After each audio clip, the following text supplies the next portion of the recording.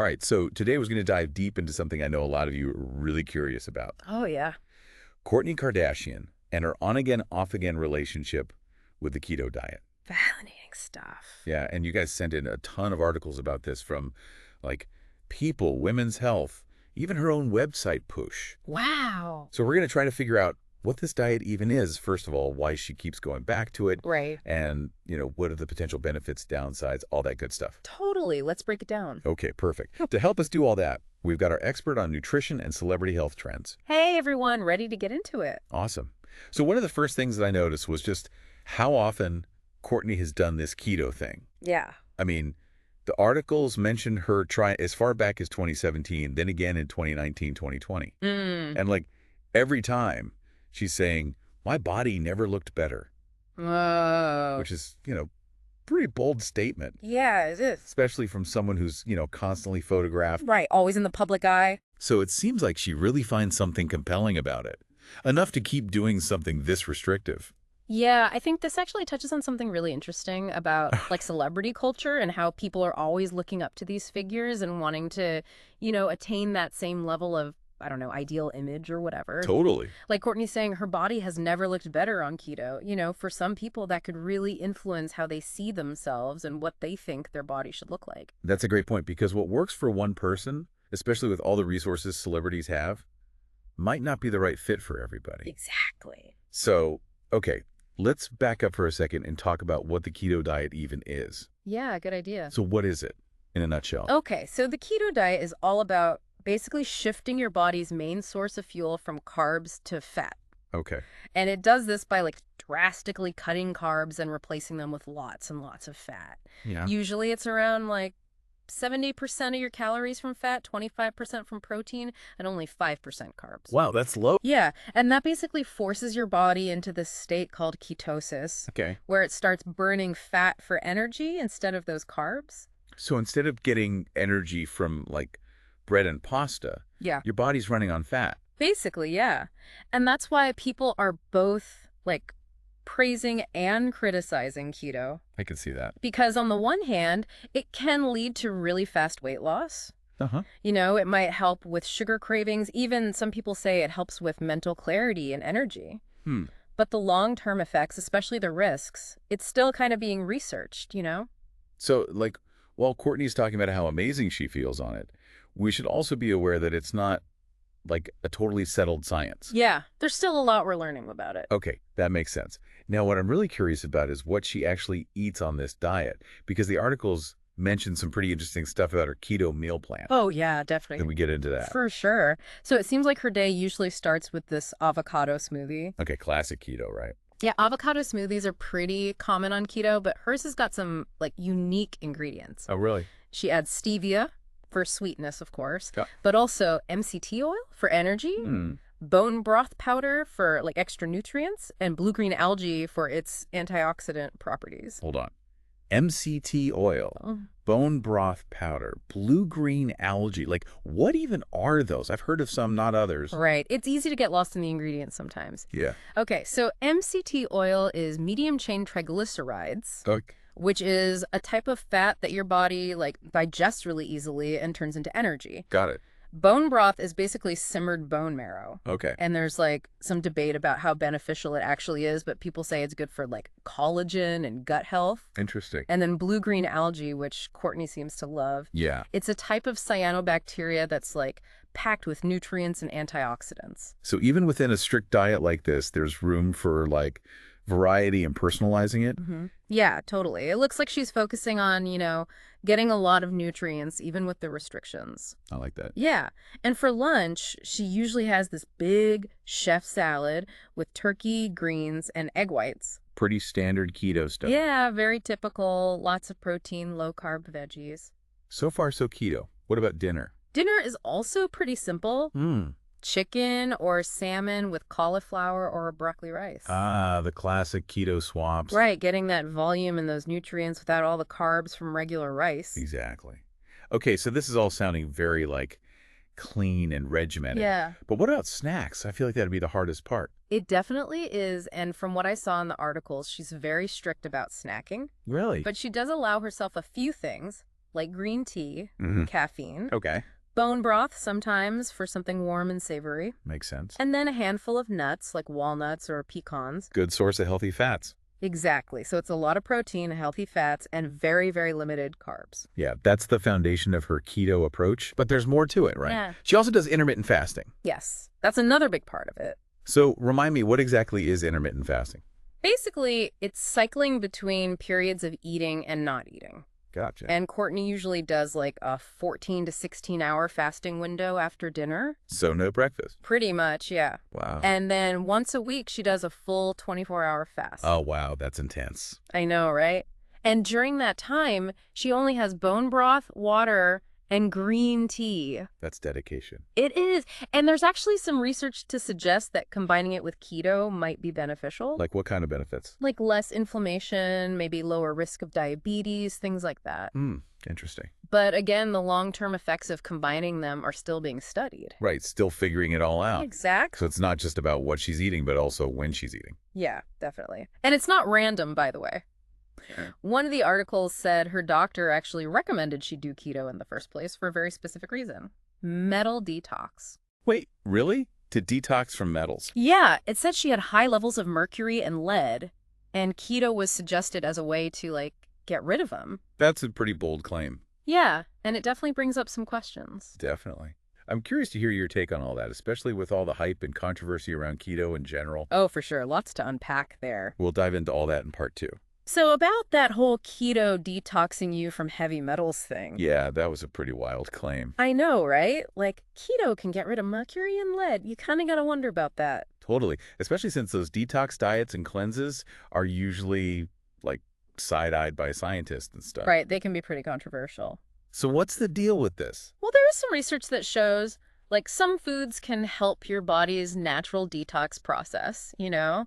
But this idea that keto specifically targets heavy metals, like, that's not really a mainstream idea. Okay, so not exactly a proven thing. Yeah, not really. Like, we should be a little skeptical. Right. And definitely talk to a doctor before doing anything drastic just because Kourtney said so. Makes sense. It's easy to get caught up in the hype, especially when you see someone like her who's, like, always in amazing shape. Oh, totally. And they're saying, this is what I do. Yeah, it's tempting to think, oh, if it works for her, it'll work for me. Exactly. But we got to look at the bigger picture. Yeah, like think of it as a puzzle. Okay. You've got these pieces of information, Kourtney's experience, the possible good stuff about keto, but also the doubts about these detox claims. Right. And to really understand it, we got to see how those pieces fit together with all the science, you know? And how different people might react, and all the risks, too. Exactly. Speaking of risks, let's talk about the downsides of keto. Yeah, that's important. We've talked about the good stuff, but what about the not so good? What should people be careful about? Yeah, good question. One big worry is that, eating so few carbs could mean you're not getting enough nutrients. That makes sense. Especially if you're not, like, super careful about planning it. Right. And we need a whole bunch of different nutrients from all kinds of food to be healthy, right? Yeah, totally. And remember that Dr. Dubrow? He was saying how keto diets usually don't have much fruit or veggies. Oh, yeah, he was concerned about that. And he's right to be concerned. Those are full of antioxidants, fiber, all sorts of vitamins and minerals. Yeah. And all that stuff is super important for, like, preventing diseases and just feeling good overall. It's like you can't just focus on one thing and forget about everything else. Yeah, you got to find a way to eat that's balanced and that you can keep up with, Sustainable. Yeah, exactly. And that's the other thing about keto, whether people can actually stick with it long term. Because it is really restrictive. Oh, yeah, super restrictive. And for a lot of people, that's just too hard to do for a long time. I can imagine. And that can lead to, like, yo-yo dieting, which is not good for you Right. mentally or physically. Right. That makes sense. And it's funny because even though Kourtney seems super committed to keto when she's doing it, Yeah. she's also said that she doesn't see it as like a forever thing, more like a tool to reach a goal. And then she goes back to eating more balanced. That's actually really interesting. Yeah. Because she's showing self-awareness, like she's not saying keto is this magic solution. Right. She knows it's not a quick fix and balance is key. I like that she's promoting a more balanced view instead of that all or nothing stuff you see so much with diets. Yeah, it's a more realistic perspective for sure. And honestly, more relatable, I think. That's totally. It's not about, like, cutting out entire food groups and being miserable. Right. It's about figuring out what works for you, listening to your body, all that. This brings up something super important, which is getting advice from professionals. Oh, yeah, that's crucial. Like, before you change your diet in a big way, talk to a doctor or a dietitian, someone who knows their stuff. Right, because they can help you figure out what you need specifically. Yeah. And what the risks might be for you. And make a plan that's safe and actually works. Exactly. So while Kourtney's story is interesting, Yeah. and it makes us want to learn more, we shouldn't just copy her blindly, you know? Do your own research. Yeah, and talk to the experts. And make choices that are right for you, not just because a celebrity is doing it. Absolutely. And that's kind of what this whole deep dive is about, right? Yeah, totally. It's not about saying keto is good or bad. It's about giving you the info you need to decide for yourself. Exactly. Okay, so we've covered a lot. Yeah. We've looked at the science behind keto. We've gotten into Kourtney's experience. We've talked about what might be good, what might be bad. And how important balance and professional advice are. And we've even touched on how celebrities influence health trends and how to think critically about all that. Totally. So for our listener who's really interested in all this and wondering if keto might be right for them, what would be your biggest piece of advice? It's so interesting, right? Like, going this deep into Kourtney Kardashian and the keto thing. Yeah, it really is. It kind of makes you think about all this stuff, like body image and how much celebrities influence us, you know? Totally. Yeah. And the whole, like, never-ending search for the perfect diet. Exactly. It's Okay. like a perfect example of all those things mixed together. Like, you've got Kourtney who's super open about her, like, wellness journey. Oh. And she tries this really strict diet, says it's amazing, and everyone's like, Should I be doing that too? yeah, is that the secret? Right. And that's when you got to take a step back and be like, hold on a second. Yeah. Especially when it's about your health. Right, you can't just follow blindly. You got to think critically. Exactly. Ask yourself those questions, like, Yeah. what's the actual science behind this? What are the risks for me? Yeah, will this even work for me? Yeah. Does it fit with, like, my lifestyle and how I want to live? All those things. And honestly, I think even though Kourtney's been on and off with keto, she's shown a pretty good approach overall. Oh, yeah. How so? Like, she's obviously doing research, talking to experts, making choices that she thinks are right for her. But she's also real about the downsides, you know? Yeah, the restrictions and everything. And she's not saying it's, like, a forever solution. That's important. It is. And that's not something you always see, especially with celebs. Yeah, they're kind of expected to be perfect all the time. Right, but Kourtney's being honest about the good and the bad. And that makes her way more relatable. Yeah, and hopefully it'll make people think twice before just, like, jumping on the bandwagon. Totally. And you know what? Even with all the, like, fancy resources celebrities have, Yeah. they're still figuring stuff out just like us. Trying things, changing things up. They don't have all the answers. Nope. And what's cool about this whole conversation is that it shows how much power we actually have over our own health. I love that. It's about, like, taking control, Yeah. being informed, and making choices that feel right for you. So for somebody who's been listening to all this about Kourtney and keto, and they're thinking, okay, is this something I should try? Yeah. What would be your most important advice? I'd say, like, use all this as a starting point, not the final answer. Okay. Kourtney's story is just one example, one piece of the puzzle. Right. So if keto seems interesting, do some research yourself, talk to your doctor, Yeah. really think about if it fits your needs and, like, your long-term goals. It's about being smart about the info you're getting. Totally. And being smart about what you're eating, too. And at the end of the day, it's about what works for you. Yeah. Not Kourtney, not some other celebrity, but you. You're in charge of your own health. Exactly. That's such a great point. Yeah. All right, so wrapping up this deep dive, Yeah. let's leave our listeners with one last thing to think about. Ooh. I like this. Okay, imagine you could actually chat with Kourtney.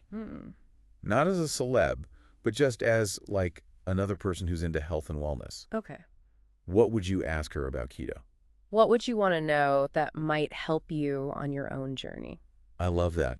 Because this is really just the beginning of exploring all this stuff, right? Totally. The world of health and wellness is huge, and it's always changing. So stay curious, keep learning, and most importantly, What's the most important thing? trust your gut. Great advice. Thanks for joining us on this deep dive.